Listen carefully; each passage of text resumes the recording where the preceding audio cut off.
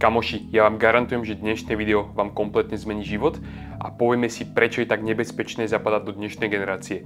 A povieme si hlavne 4 body, kde veľa ľudí zapadá a ako vám to reálne môže zničiť ten život. Toto video je hlavne zamerané pre tých z vás, ktorí ste ešte mladí a možno ste ľahko ovplyvniteľní kamarátmi a dneska vám práve poviem to, že musíte ísť občas proti prúdu a v ktorých veciach hlavne. Mladí ľudia väčšinou majú nejaké ciele, majú nejaké ambície do toho života, nejaké sny. Akurát počas toho života proste stretnú nejakých ľudí, nejakú zlú partiu a tak ďalej.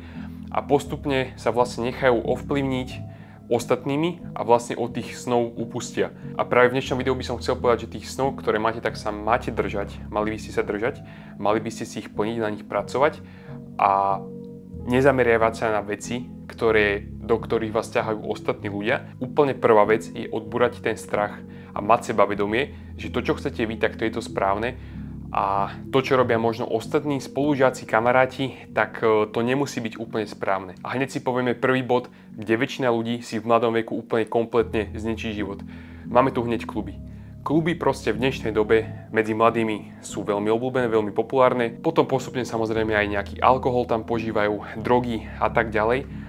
A vlastne toto im vie kompletne zničiť život, pretože ten alkohol, drogy, takáto ako keby lacná zábava, to vám úplne že zničí život. Proste vy úplne zabudnete to, čo reálne chcete od života a mali by ste sa takto radovať z toho, keď si plníte tie svoje ciele, že keď na nich pracujete. To by mala byť práve tá radosť, tá zábava. A nie to, že chodíte si niekam tancovať proste s opitými ľuďmi ďalšími, kde sú drogy, kde sa fajčí a tak ďalej. Pretože ak vám toto príde zábavné alebo zaujímavé, tak sa musíte asi na nejaký dlhší čas zamyslieť nad sebou a nad tými svojimi cieľmi, že čo reálne chcete od toho života. Pretože toto vás len od tých cieľov brzdí. A ďalšia vec, nebudete použiteľní ani v ten deň, keď tam pôjdete, lebo tam marníte čas, ale ani na ďalší deň, keď sa náhodou opijete alebo čo. Pretože zase budete stavať neskôr, nebudete pracovať na tých svojich cieľoch, nebudete rozmýšľať nad tými svojimi cieľmi. Pár dní potom zase budete asi v pohode, pôjdete možno do školy a potom zase ďalší víkend znova to isté. Ak toto budete robiť proste každý den týždeň po dobu pár rokov, tak reálne na tie vaše ciele úplne zabudnete, pretože s takými ľuďmi, takí ľudia vás naozaj ovplyvnia natoľko, že sa stanete jednými z nich. Namiesto tých klubov si nájdete nejaký koníček, nejaké hobby, ktoré vás fakt bude baviť, v ktorom sa môžete zlepšovať. Napríklad u mňa je to fitko, aj u veľa z vás asi, keď ma sledujete. Tam proste môžete chodiť 4-5 krát do týždňa, je to zábava, stále sa zlepšujete, chodíte tam tvrdé tréningy, ste tam tiež s kamarátmi, ktorí majú rovnaké ciele, tiež cvičia. Reálne ľudia, ono to nie je len o tých svaloch, ako si vymyslíte. Ono je to aj o tej mysli, ona si veľmi odpočíne, ale taktiež aj pre mentálne zdravie.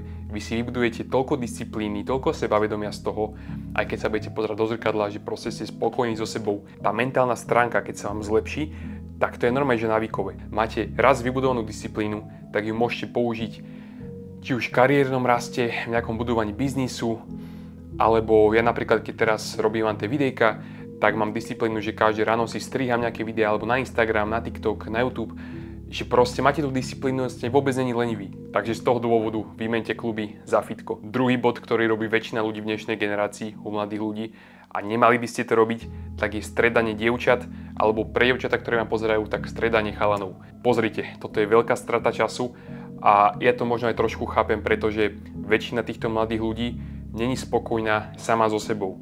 Že necítia sa sami so sebou komfortne a preto sa snažia nájsť niekoho, aby ho mohli mať pri sebe, aby sa necítili až tak zle.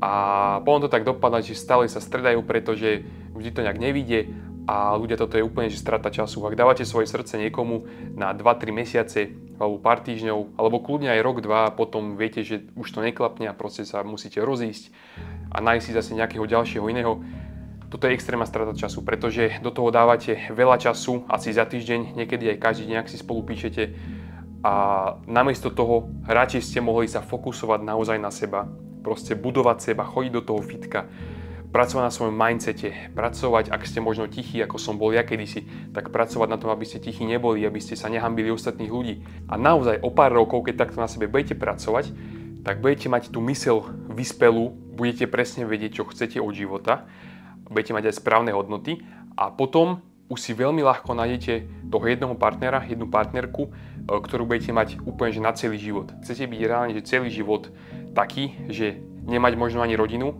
ale nájsť si jednu manželku, potom sa rozviesť, potom si nájsť druhú manželku, potom sa rozviesť, potom tretiu, štvrtú, piatú. A to, čo som vám teraz povedal, ak to takto nechcete, tak potom musíte aj rozmýšľať nad tým, že aby ste to teraz nerobili.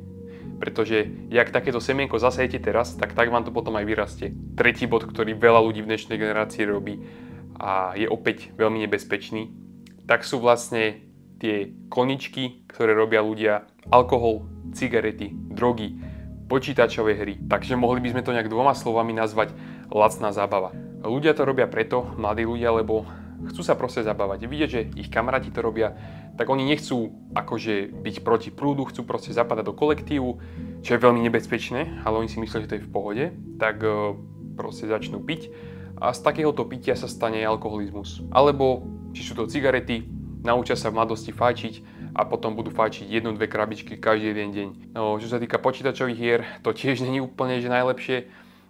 Opäť veľa závislostí je v dnešnej dobe na počítačových hrách. Ono vám to hrozne znižuje sebavedomie.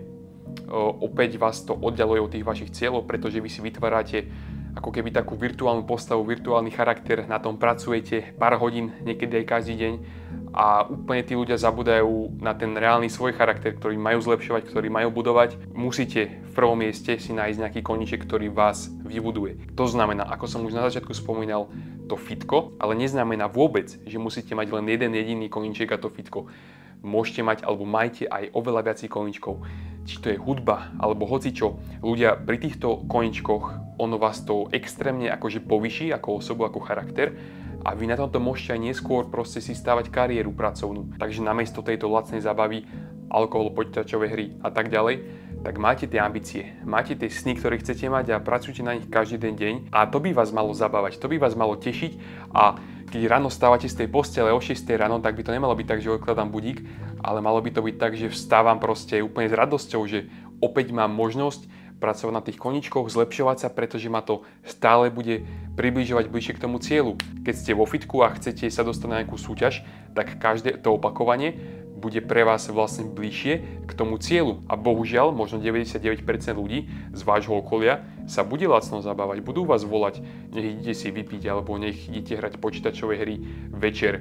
Ale vy musíte ísť proti tomu prúdu, ak reálne chcete tie ambície, chcete radostný život, pretože žijete len raz, tak prečo ten život premárniť takto, ako ho premárnia ostatní ľudia. No a bod číslo 4, ktorý veľa ľudí takto má a je to veľmi nebezpečné v dnešnej dobe, je to, že majú proste život bez zmyslu.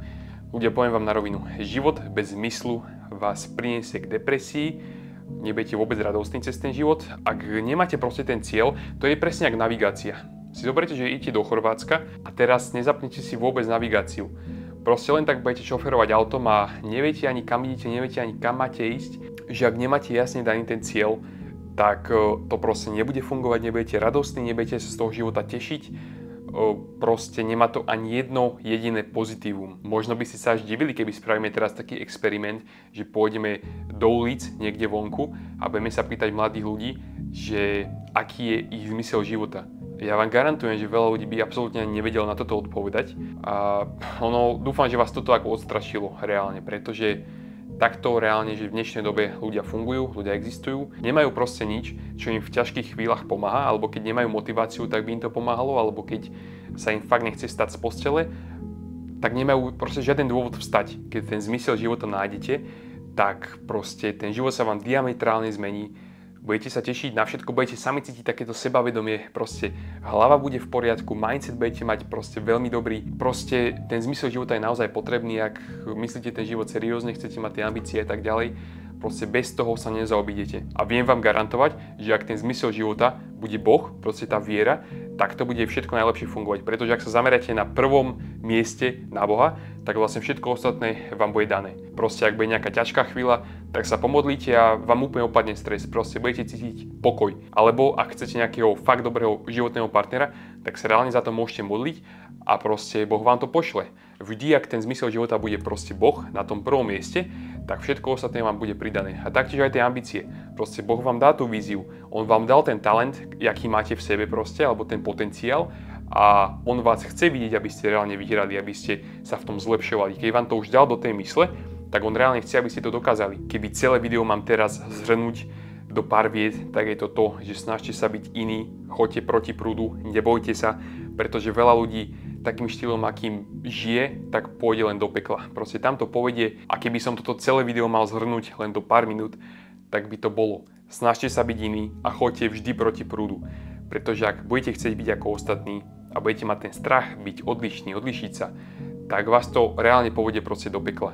Budete mať peklo aj na zemi, ale potom aj po vašej smrti pôjdete reálne do pekla, pretože tieto veci to vás proste úplne že zničia. Takže kamoši, ja dúfam, že ste toto video počúvali pozorne. Ak ste ho počúvali pozorne a reálne aj podľa týchto vecí sa začnete správať, tak vám to fakt zmení život a to vám garantujem. Proste snažte sa byť iní, reálne sa aj teraz zamyslite po tom videu, že aké máte tie ciele, čo by ste chceli možno dokázať. Kľudne si to aj napíšte a proste začnite okolo tohoto si aj určovať nejaké priority. Proste ak vám kamoš povie, že ideme teraz na chatu niekedy cez víkend alebo ideme sa opiť, ale váš cieľ je schudnúť alebo nabrať nejaké svaly, proste vyzerá dobre, tak povedzte, vieš čo, nie, už tieto veci vôbec nerobím, snažím sa zamerať na seba najbližšie roky a proste idem do fitka, idem si tam dať tvrdý tréning a po tej chate namiesto toho, aby som niekde ležal do 12 ráno v posteli, lebo som bol neskoro hore v noci, tak namiesto toho aj ten ďalší deň pôjdem do fitka a budem sa zlepšovať. Takže musíte byť v tomto minimálne ako taký tvrdohlavý, že fakt si dávať pozor, s kým sa bavíte a ak máte nejaký zlý vplyv od kamarátov, tak proste tých kamarátov bohužiaľ musíte zrušiť. Takže dúfam, že vám toto videjko fakt pomohlo, že vás to trošku namotivovalo a plánujem takýchto videí natočiť ešte viacej, pretože verím, že to má impact na vás, čo to sledujete, hlavne mladých. Takže tak, ďakujem vám veľmi pekne za sledovanie tohto videa. Ak sa vám to páčilo, tak tam samozrejme dole hoďte like a odber. No a vidíme sa pri nejakom ďalšom videjku. Čaute.